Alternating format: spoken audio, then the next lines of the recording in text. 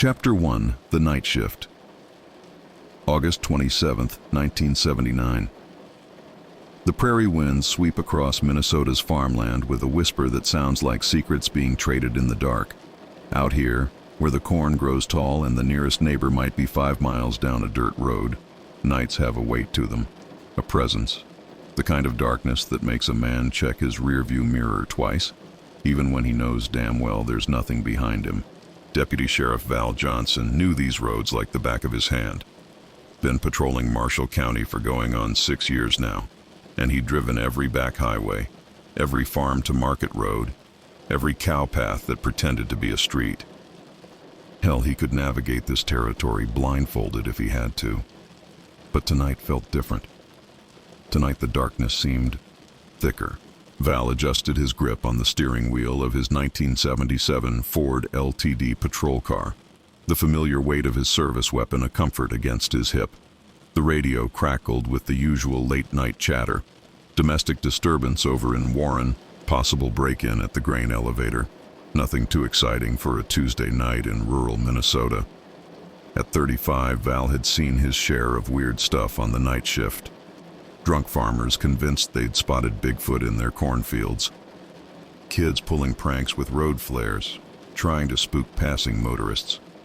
Hell, just last month he'd chased what turned out to be a runaway weather balloon for 20 minutes, thinking it was some kind of aircraft in distress. That's the thing about small-town policing. You learn to separate the wheat from the chaff, if you'll pardon the expression. Most of what folks report as strange has a perfectly reasonable explanation once you dig into it, most of the time. The dashboard clock glowed green in the darkness. 1:40 a.m. Val was working the graveyard shift, covering the vast expanse of Marshall County while most decent folks were tucked in their beds, dreaming of tomorrow's chores. It was quiet work, mostly. The kind of job where you spent more time thinking than talking, more time watching than acting. He'd been married to Ellen for 8 years now, and she'd gotten used to his nocturnal schedule. "You're like a vampire," she'd tease him. "Except instead of blood, you survive on truck stop coffee and those awful gas station sandwiches." She wasn't wrong about the coffee. Val had a thermos full of Ellen's home brew sitting right there in the cup holder, steam still rising from the lid. The radio squawked again. Dispatch with another routine call. This one way over in Stephen. Nothing for him to worry about. Val reached for his coffee, taking a long sip of the bitter black liquid that kept him alert through these long prairie nights. That's when he saw it. Just a glimmer at first, way off in the distance. Could have been anything. Headlight from a farm truck maybe, or someone burning brush. But as he watched, the light seemed to pulse, seemed to move. Val eased off the accelerator, letting the patrol car coast as he studied the phenomenon. In his 6 years of night patrol, he'd learned that most mysterious lights had mundane explanations. Aircraft landing lights, agricultural equipment, even the occasional meteorite burning up in the atmosphere. But this light wasn't moving like an airplane, wasn't stationary like farm equipment. It seemed to dance, to weave, to pulse with an intelligence that made the hair on the back of his neck stand up. "Probably nothing," he muttered to himself, reaching for the radio handset. Standard operating procedure was to report anything unusual, no matter how harmless it might seem. The department had protocols for a reason, but something made him hesitate. Maybe it was professional pride. The last thing a rural deputy wants is to sound like some rookie getting spooked by car headlights. Maybe it was caution. Better to investigate a little further before calling it in. Or maybe it was something else entirely, some primitive instinct that warned him he was about to step into something far bigger than a routine patrol. The light was getting brighter now, and closer. Val pressed the accelerator, steering the patrol car toward the mysterious glow. If it was someone in distress, a broken-down motorist maybe, or a farmer with equipment trouble, then it was his job to help. If it was kids playing pranks, well, they'd get a stern talking to and a ride home to their parents. Either way, he figured he'd have it sorted out in a few minutes and be back on his regular patrol route before 2 a.m. He had no idea that in the next few minutes, his understanding of reality would be shattered like glass against concrete. No idea that he was about to become part of one of the most thoroughly documented, most carefully investigated, and most utterly baffling cases in the history of American law enforcement. No idea that the light racing toward him across the Minnesota prairie was about to change his life forever. The speedometer needle climbed 45, 50, 55 miles per hour. The light grew larger, brighter, more intense. And still, it moved with that strange, purposeful dance that defied every conventional explanation his 6 years of police work had taught him to rely on. Val Johnson was about to discover that some things can't be explained away with common sense and small-town skepticism. Some things are just impossible. Chapter 2. Contact 1:42 a.m. Highway 220, Marshall County. The light wasn't dancing anymore. Now it was coming straight at him like a freight train made of pure energy, growing from a distant glimmer to a blazing beacon that filled his entire field of vision. Val's training kicked in, assess the situation, take appropriate action, maintain control. But his training had never covered anything like this. "What the hell?" The words died in his throat as the light engulfed his patrol car like a solar flare touching Earth. For a moment that lasted eternity, Deputy Val Johnson experienced something beyond the boundaries of human language. The dashboard lights became meaningless squiggles of color. The steering wheel felt like it was made of liquid mercury. Time seemed to stretch and contract like taffy, seconds becoming hours, becoming microseconds in a cascade of impossibility. And then, darkness. Some time later. The first thing Val noticed when consciousness crept back was the silence. Complete, absolute silence. No engine running, no radio chatter, no wind across the prairie. Just nothing. His head felt like he'd gone 10 rounds with Muhammad Ali, and his vision swam in and out of focus as he tried to make sense of his surroundings. He was still in his patrol car, still behind the wheel. But something was wrong. Everything was wrong. The windshield.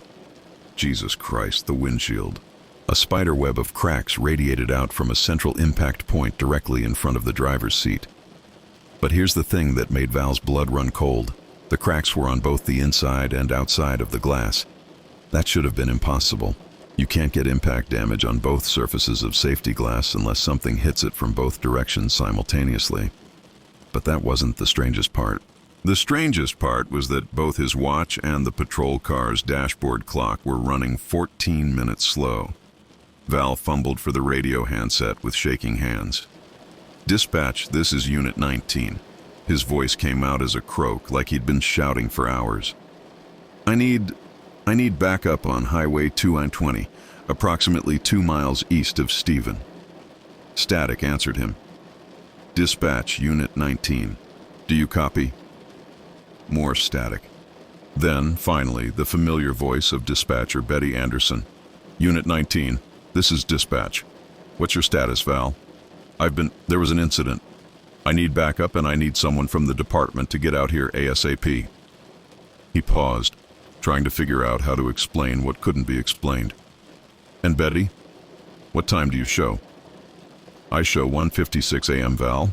Are you injured?" Val looked at his watch again. 1:42 a.m. The dashboard clock showed the same thing. 14 minutes. 14 minutes that had simply vanished from existence. "Val, what's your situation out there?"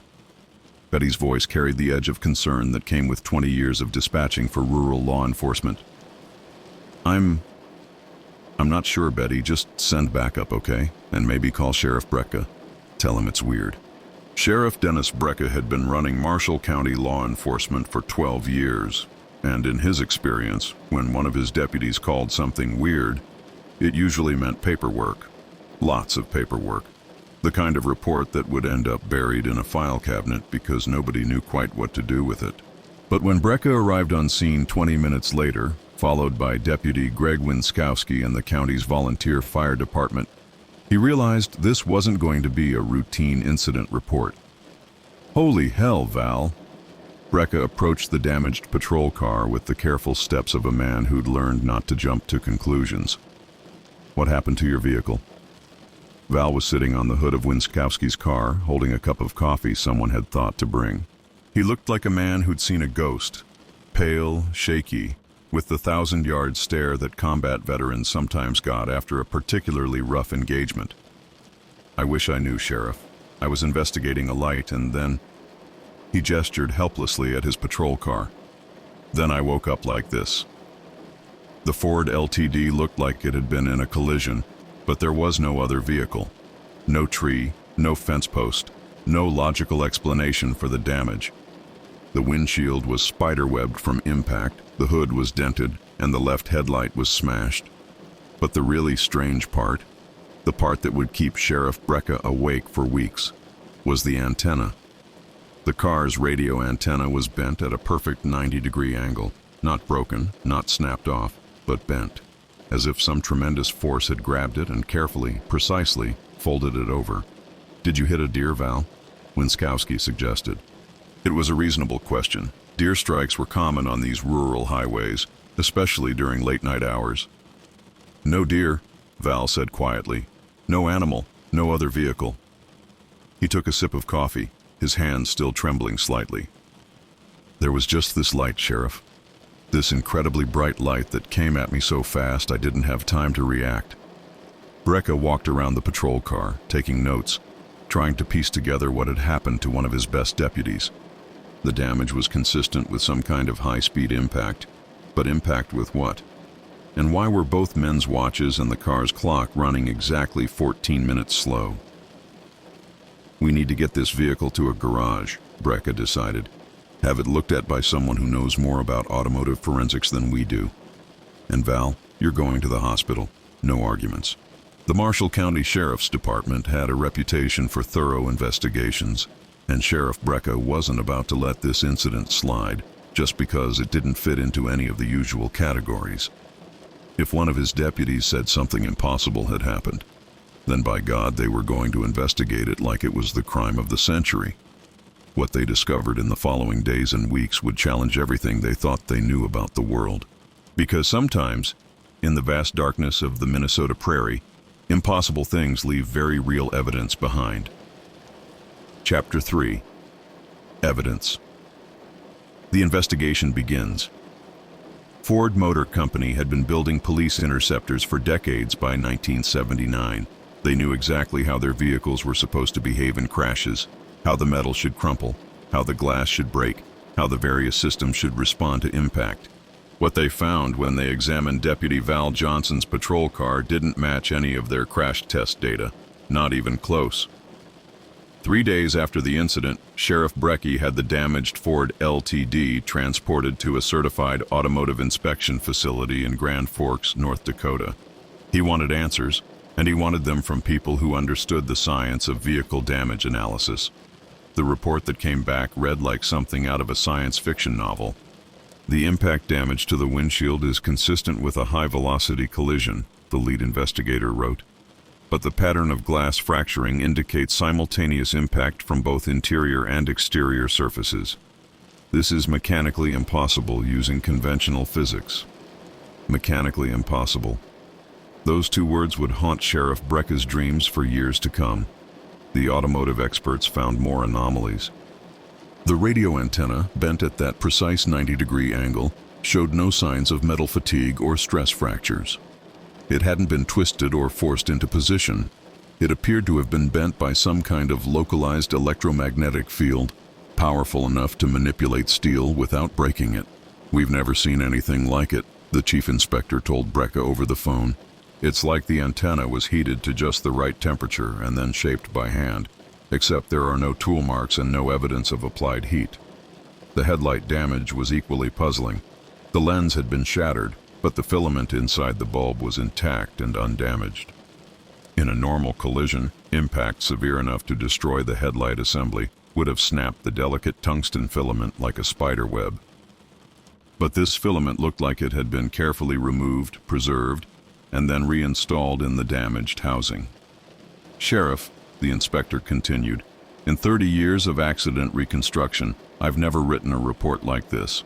Everything about this damage pattern suggests an impact with a large, solid object, except there's no evidence that any such object exists." Meanwhile, the medical examination of Deputy Johnson was producing its own set of mysteries. Dr. William McNeely at Northwest Medical Center in Thief River Falls had been treating accident victims for 22 years.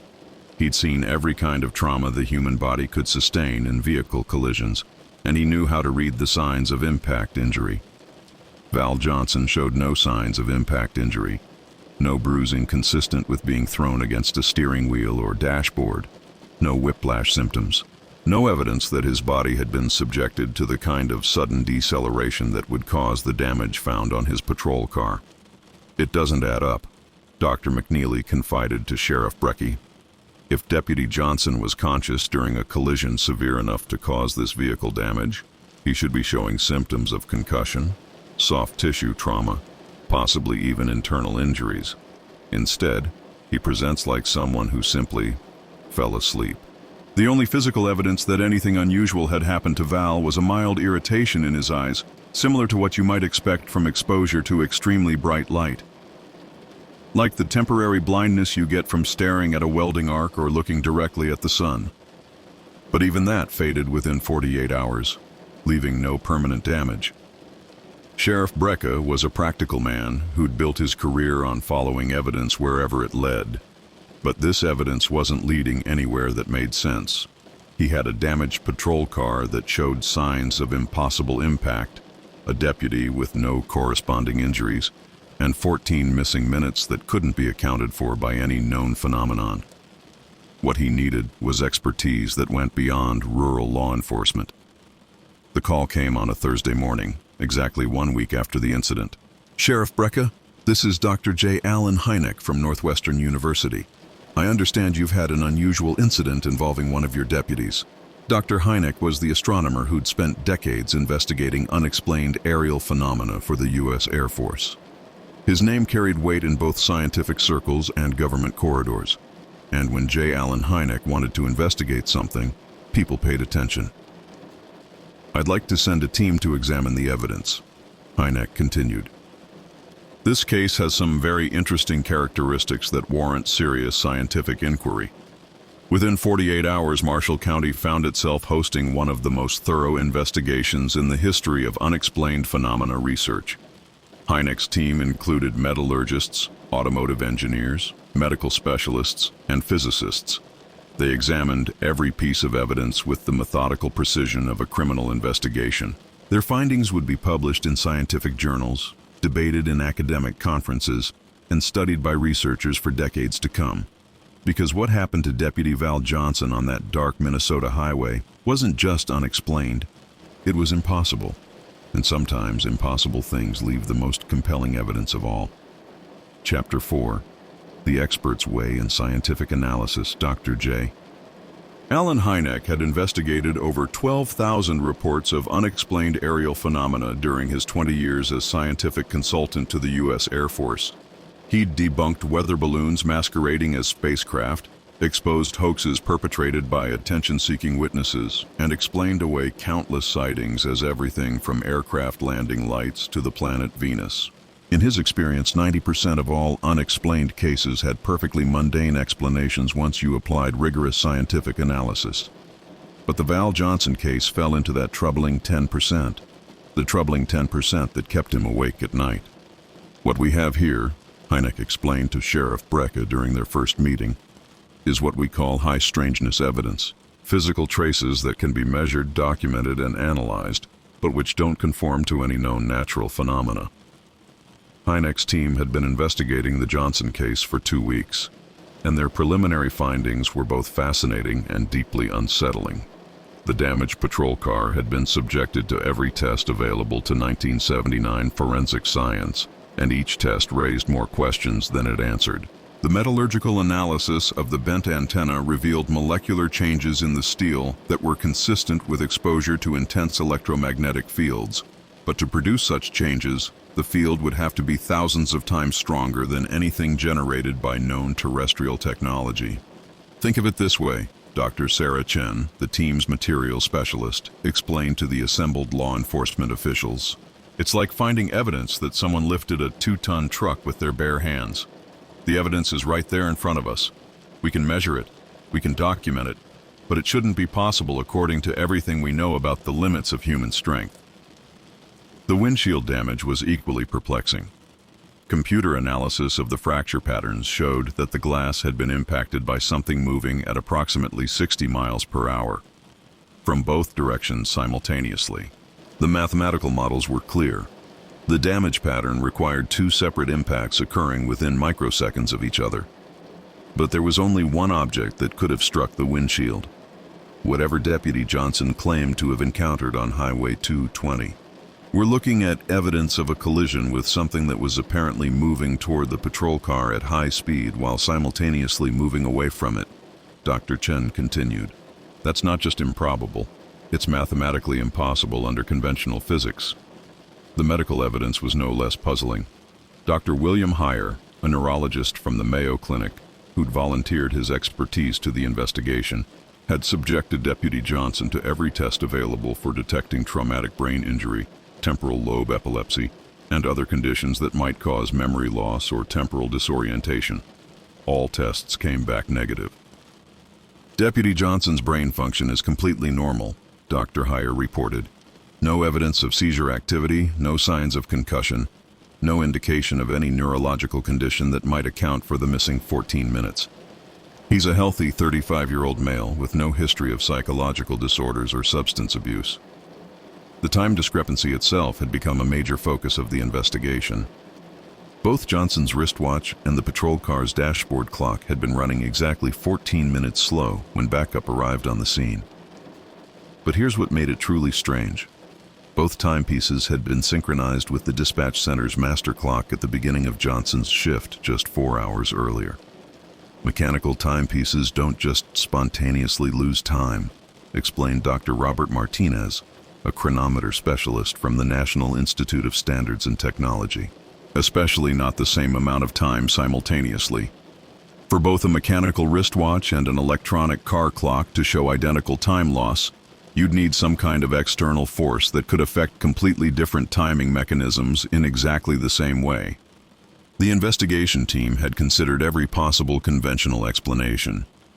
Equipment malfunction, psychological trauma, elaborate hoax, even the possibility that Johnson had simply fallen asleep at the wheel and dreamed the entire encounter. None of the conventional explanations fit the evidence. Sheriff Brecka found himself in the uncomfortable position of having to explain to his superiors, to the media, and to his own skeptical mind that his department had documented what appeared to be genuine physical evidence of something unprecedented. I've been in law enforcement for 18 years. He told the assembled press conference that had grown around the case like mushrooms after rain. I know how to investigate vehicle accidents. I know how to evaluate witness testimony. And I know how to spot a hoax. This isn't a hoax. I don't know what it is, but it's not a hoax. The case attracted attention from researchers around the world. The Soviet Union's Institute for Space Research requested copies of the investigation files. The French National Space Research Center offered to loan sophisticated electromagnetic detection equipment. Even NASA expressed interest in the metallurgical findings. Because if the evidence was authentic, and every test suggested it was, then science had documented something that challenged the fundamental assumptions about what was possible in the physical universe. Dr. Hynek summed up the team's findings in his final report. The Johnson case represents one of the most well-documented examples of unexplained physical evidence in the history of aerial phenomena research. We can measure what happened, we can document the effects, but we cannot explain the cause using any known scientific principles. 2 months after that night on Highway 220, Deputy Val Johnson returned to duty. He never spoke publicly about what he experienced during those missing 14 minutes. He continued his career in law enforcement, eventually retiring as a sergeant after 25 years of service. But sometimes, late at night when he was working the graveyard shift, he would find himself scanning the horizon for lights that moved with impossible purpose across the Minnesota prairie. Lights that danced. Lights that remembered. Chapter 5. Ripple Effects. The Aftermath. The thing about impossible events is that they don't stay contained. They spread like ripples on a pond, touching lives and changing perspectives in ways that can't be predicted or controlled. The Val Johnson incident didn't just affect one deputy sheriff in rural Minnesota. It sent shockwaves through law enforcement, scientific communities, and the general public in ways that are still being felt today. Within 6 months of the incident, the Marshall County Sheriff's Department had received over 3,000 letters from around the world. Some were from researchers requesting additional details about the investigation. Others were from people claiming to have experienced similar encounters. And more than a few were from folks who wanted to know if Deputy Johnson was available for speaking engagements. We went from being a small rural sheriff's department to being some kind of international research center overnight, Sheriff Brecka recalled years later. I had reporters calling from Japan, scientists from England, and government officials from countries I couldn't even pronounce asking about our investigation methods. The attention wasn't entirely welcome. Marshall County was a farming community where people valued privacy and skepticism in equal measure. Having the world's spotlight focused on one unexplained incident made folks uncomfortable, and some of that discomfort got directed at Val Johnson himself. There were people who thought I was making it up for attention, Johnson admitted in a rare interview years later. Neighbors who'd known me for decades suddenly looked at me like I'd lost my mind. That was almost harder to deal with than the actual incident. But there were also unexpected supporters. The Minnesota State Patrol adopted new protocols for documenting unusual incidents, partly based on the thoroughness of the Johnson investigation. The FBI updated their guidelines for evaluating unexplained phenomena reports, and law enforcement agencies across the country began taking such reports more seriously, recognizing that careful documentation could provide valuable scientific data.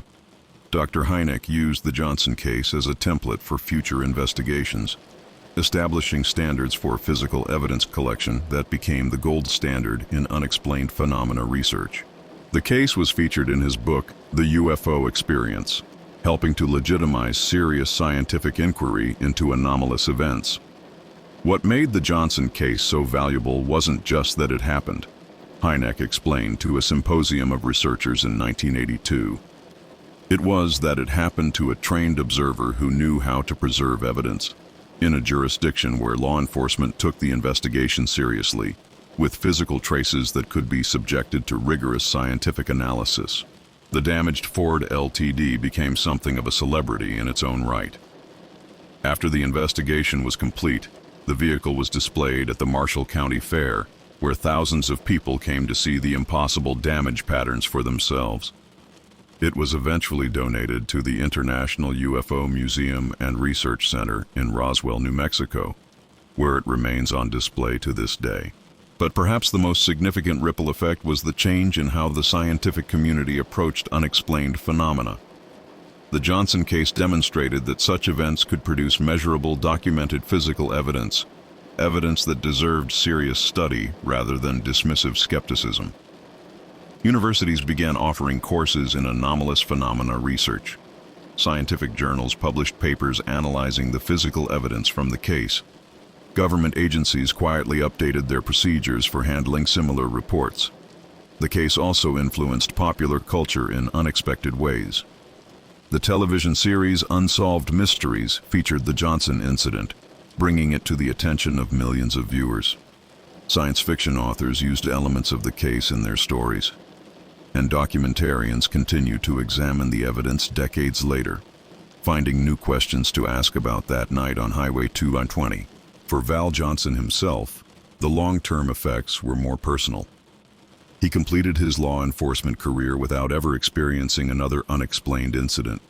He married, raised 2 children, and lived what by all accounts was a normal, productive life in rural Minnesota. But he also became an unlikely advocate for serious scientific investigation of anomalous events.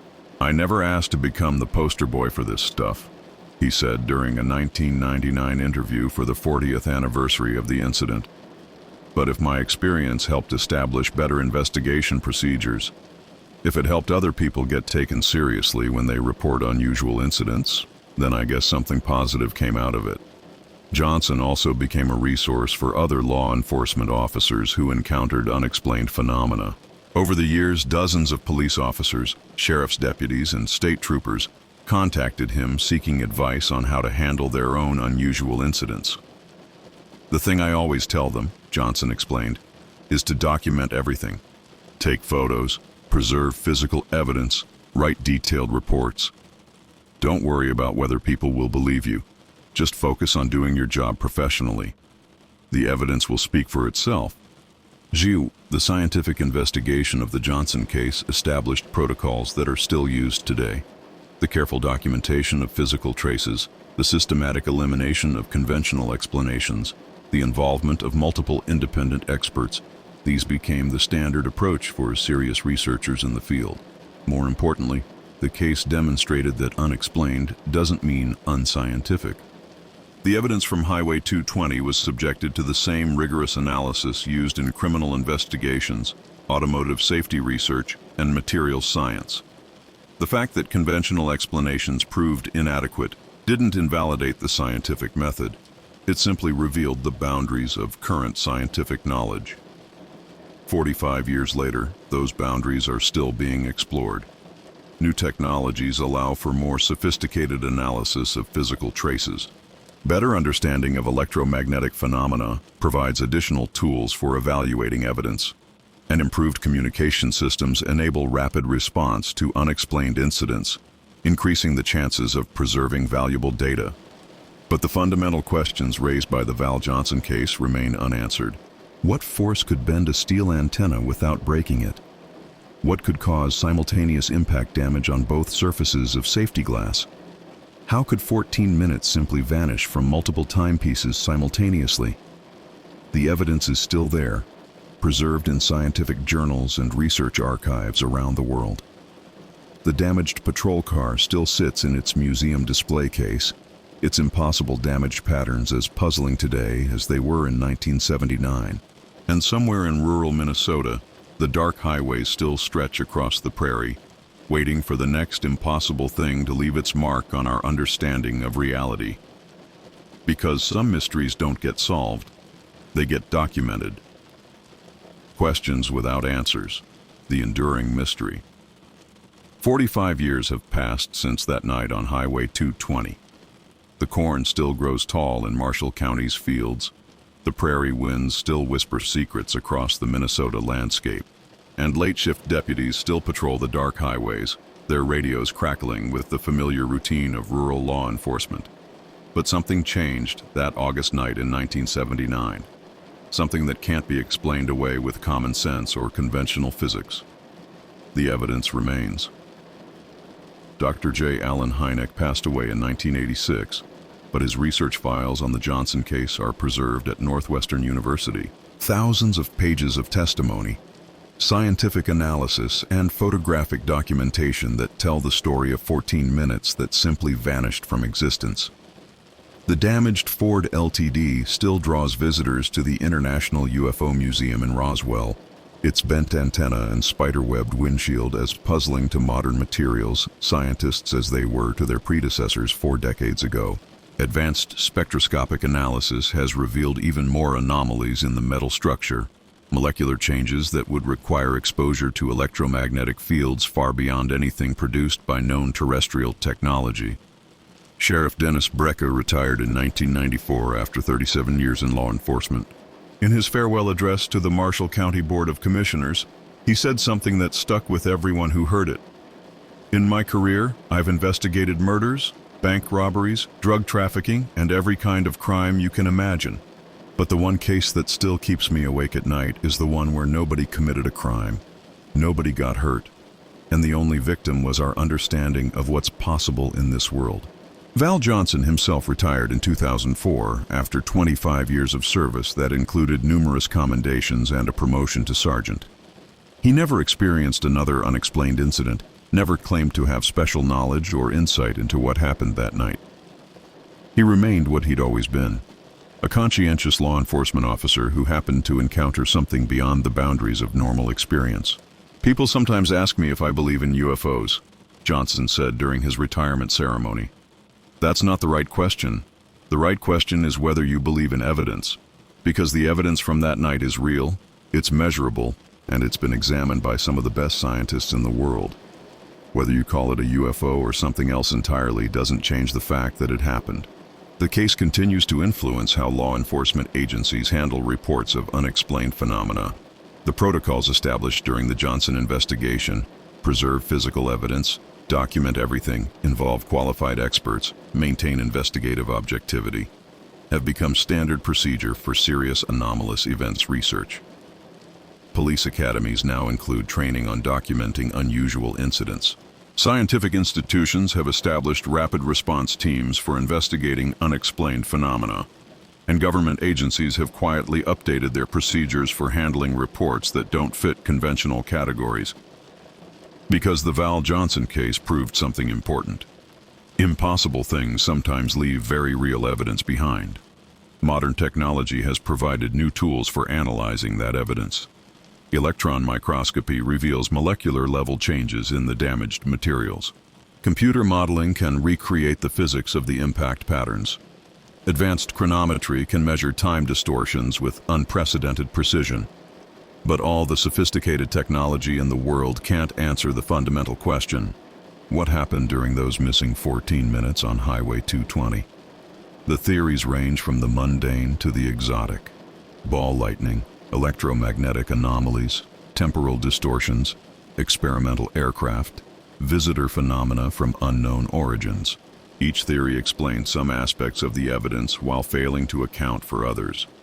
What remains consistent across all the theories is the recognition that something genuinely anomalous occurred that night.